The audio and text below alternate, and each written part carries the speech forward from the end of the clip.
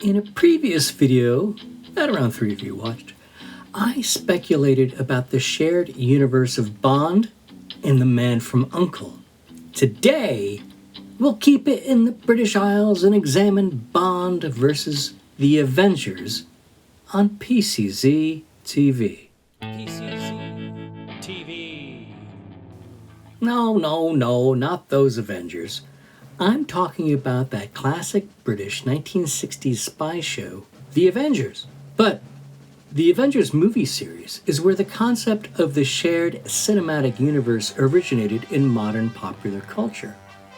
Now, as mentioned previously, I felt there could be a compelling argument for why the Bond and the Man from U.N.C.L.E. existed in that same cinematic universe together. So it got me thinking about the Avengers. Can I make the same claim for these two intellectual properties? And I know that's a controversial thought experiment.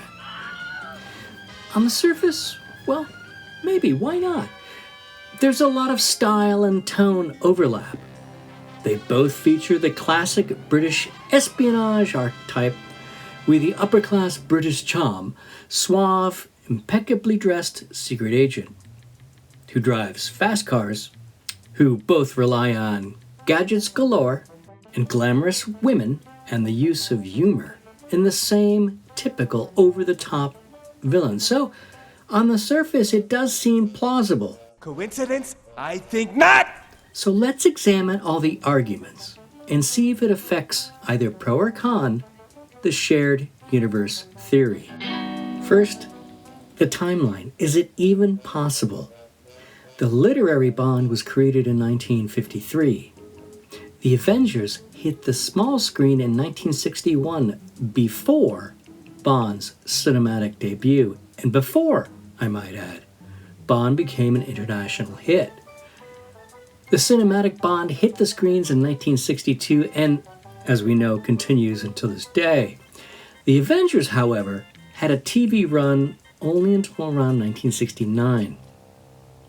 So for the purposes of today's thought experiment, we're not counting the spin-off The New Avengers in the late 70s, which had 2 series and featured Bond girl Joanna Lumley, or the movie in 1988 starring Ralph and Uma, which also featured a Bond himself, Mr. Sean Connery.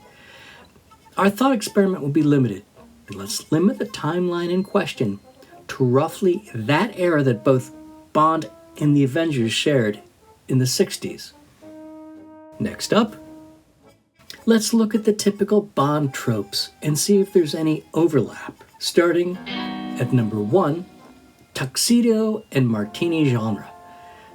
Of course, Bond was always impeccably dressed. While the tuxedo spy is a trope, he certainly has a very classy sartorial style. And as for Steed, well, Steed is always dapper, and he's not shy of a tux.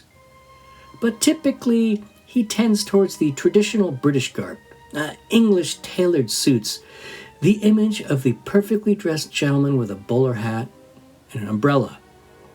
And as for martinis, well, the cinematic Bond is famous for his martinis. Now, I do go into detail in my video series on what Bond drinks. Surprise, the most frequent tipple of choice is not a vodka martini. Oh my. But we also chat about the trope in detail in other videos. And Steed? From the very outset, we see that John Steed is quite fond of the bubbly. He drinks a variety of brands, and many of the same brands as our friend Mr. Bond. Bollinger, I'm looking at you. My thoughts? So, yeah, both English spies, well-dressed, well-lubricated, but really, unless MI6 has a dress code or a Bollinger discount, does it really affect the universe theory one way or another? I'll give this a meh plus, as it could just reflect the cinematic corporate culture of British spies. The next trope, fast cars. James Bond is famous for his gadgeted, exotic sports cars. However, in the books, the most common ride is a blower Bentley. Yes, he did borrow an Aston Martin DB3, but it was a company car from the motor pool. Now the movies, whoa. The Bentley was alluded to in the movies. Where's my Bentley? Oh, it's had its day, I'm afraid. But it's never let me down. M's orders, 007. But if we were to distill down the cars that we suspect that Bond owns, not his company cars, mind you, it's not a lot. Aside from the aforementioned Bentley, which we've never seen on screen, I would argue that it's only the DB5. Okay, I know I'm violating my own filter of only the same time frame. I mean, I had transgressed the unwritten law. But peeking behind the curtain, we see that Bond will keep the DB5 up until the last movie. Oh, for a commentary on the only true Bond car, watch this video. As for Steed, well, he also drives a whole bunch of cars. Now, presumably Steed's first car in the Avengers is a Rolls-Royce in Series 1, but this is an educated guess from the Avenger fan community because in that strange custom in England back in the 60s, the videotapes of the first season were wiped, so we don't know for sure. But what we do know, that in Season 2, he started driving a whole bevy of English sports cars, starting first with the Greyhound. The AC Greyhound is a two-door coupe saloon. Only 83 versions of this model were created. It's a 2+2-seater, and it was made between 59 and 63. And it's fascinating that it has such a similar look to the DB5. Oh, if AC sounds familiar to you, it's perhaps because the Greyhound was replaced by the AC Ace, which went on to become the donor shell for the Shelby Cobra. And if you're interested in the Shelby Cobra, I have a video on Shelby since he was adjacent to yours truly. Anyway, after this point in the series, Steed goes on a path similar to the literary Bond. He sort of tends towards 1930 era British sports cars, starting with the Alvis, then a Lagonda, then a Vauxhall, and finally with several different Bentley models of the era, but the most important one of which is the iconic 4.5-liter supercharged, or blower, Bentley that Ian Fleming was fond on. So, fast cars. Where do I stand on this? Again, I'm sort of a meh plus again. First of all, men like fast cars, so there isn't any special or unusual about that. And if it's a shared universe, Steed could have bought his Bentley from Bond when the latter moved to the DB5. Universe-wise, this neither helps nor hurts. Trope number 3, beautiful women. Oh yes, indeed, the Avengers had them. In fact, both Honor Blackman and Diana Rigg starred in the Avengers before moving on to the Bond films. But they play different characters, and unlike other crossover actors, these are major characters, but more on that topic later. So to me, this sort of leans towards a nah. But I'll go into detail on actors later, as I said, and explain more about what I think on this topic. Trope number 4, fast sex. Now here we get a very different character exposition literary-wise. James Bond is very different than the cinematic version. MI6.com recounted a study that showed that Bond only had sex with 14 women. However, our movie Bond, that rascal James, Oh my. well, the BBC recounted a study that, as of 2009, Bond has had sex with 46 women. John Steed, however, was quite different. Oh, sure, there may have been innuendo and whatnot, but perhaps because it was broadcast TV back in the 60s, there was no overt implication of sex. Now, where do I land on this in the universe study? To be honest, doesn't affect the shared universe one iota. Characters are supposed to be different. I mean, look no further than the book versus the movie Bond. And sorry for the shippers out there. Trope number 5, guns. Guns and Bond are an iconic pairing. In the books, Bond starts with a Beretta, but Q eventually replaces it with the iconic PPK. In the movies, because Dr. No was filmed first, he comes hot out of the gate thanks to M and Q as a PPK man. Give me your gun. Yes, I thought so. This damn Beretta again. Then from now on, you carry a different gun. Show him, Amra. Walter PPK. And again, violating my previous filter on time frame limitation, I note that every cinematic Bond has carried a PPK at one time or another. And if you're interested in the complete history of Bond and his firearms, see these videos. But Steed? Well, here we see an evolution of this character. While he did carry a gun on occasion and more frequently in the early series, and when he did, there is overlap with Bond, by the way, with the Beretta 950 Jetfire and .25 caliber that James Bond borrowed and used in License to Kill, and he's seen holding a Walther P38 just as Bond did in Goldfinger, and holding a Beretta 1934, that damned Beretta that M took from Bond and Dr. No. But as I mentioned earlier, in later series, Patrick Macnee did ask to reduce the firearms for his character, instead focusing on his umbrella and bowler. And more about those in a second. So, shared universe? Again, why not? Different character takes. Nothing here contradicts a shared universe, and there is overlap in the pistols used, so maybe they're just typical government issue. Trope number 6, gadgets. Oh my.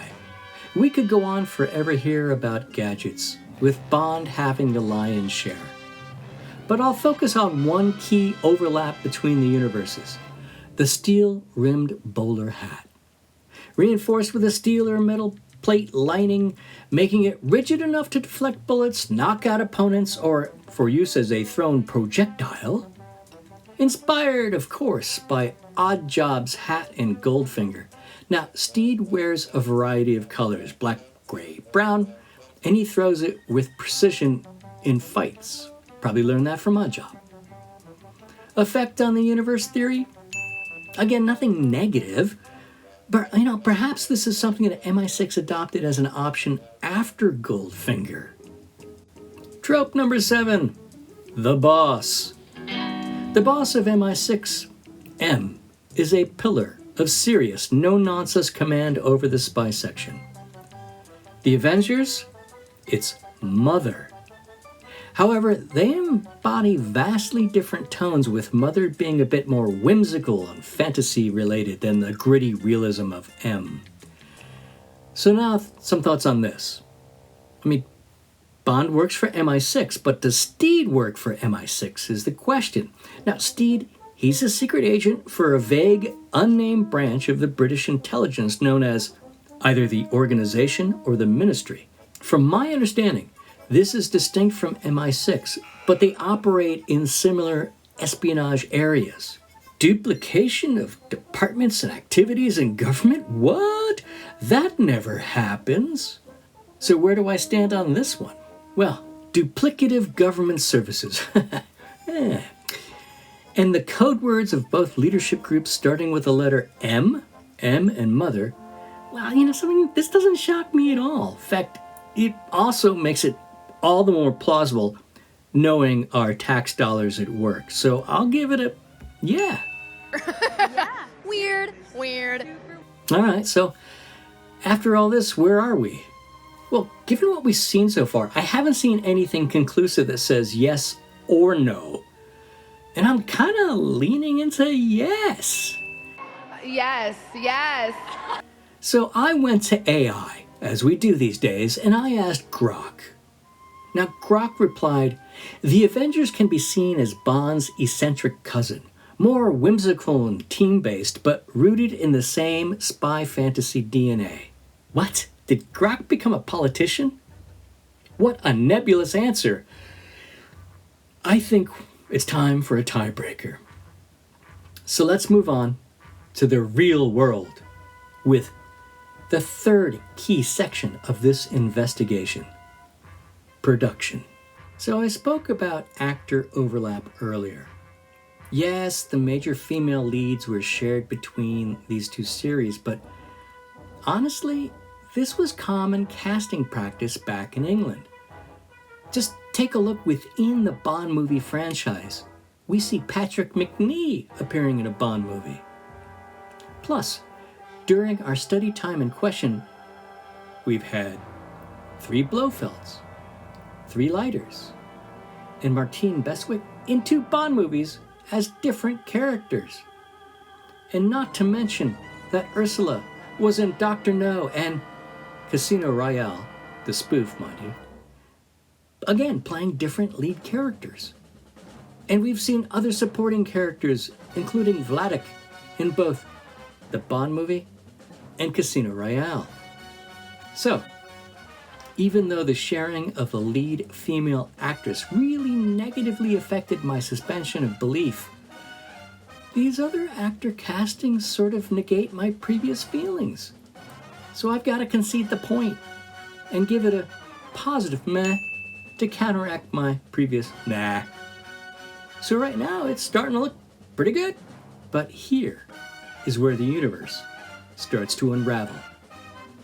Because as we look at the team behind the scenes, the producers and writers, we see that there is 0 overlap. No Avenger writer or producer worked on an Eon production team. None. 0. Zip. So in my mind, the shared universe is sort of back on a weak footing at this point. And finally, to me, the ultimate key to this whole debate is Ian. We know that Ian Fleming was keen to sell his content to the entertainment industry. And we also know that he had a significant role in the creation of The Man from U.N.C.L.E. In fact, he was initially shown on the TV show credits until legal disputes purged all Fleming references from the show. However, there was no such Fleming connection for the Avengers. Ian neither consulted or provided direct content for the show. Shared universe without its key creator? For me? So I say no. How about no? No shared universe. Given all the similarities, I will say at best, it was an homage or inspired by.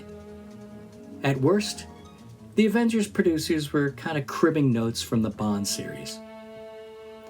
Honestly, though, I do sort of wish that they were in the same cinematic universe because both properties are awesome in their own way. So, stay tuned after the credits and disclaimers for some secret content. Feel free to like, comment, and subscribe. And now, preceding the secret content, my disclaimers. Footnotes, to be honest, going back to the gun trope. The reason that there is probably overlap is because most of the English production houses used Bapty Gun Rental Armorers as their rental house. You'll find that in this area you get a lot of similar firearms being used just out of convenience between all shows. I'd almost wager that some of these are the same guns used between productions, and a great reference book for Bond. Going down to the level of serial numbers of the firearms is Mark Hazard's book. I heartily endorse it. I endorse it also. I can't speak English. So if you have been, I thank you for watching this far. Bye now.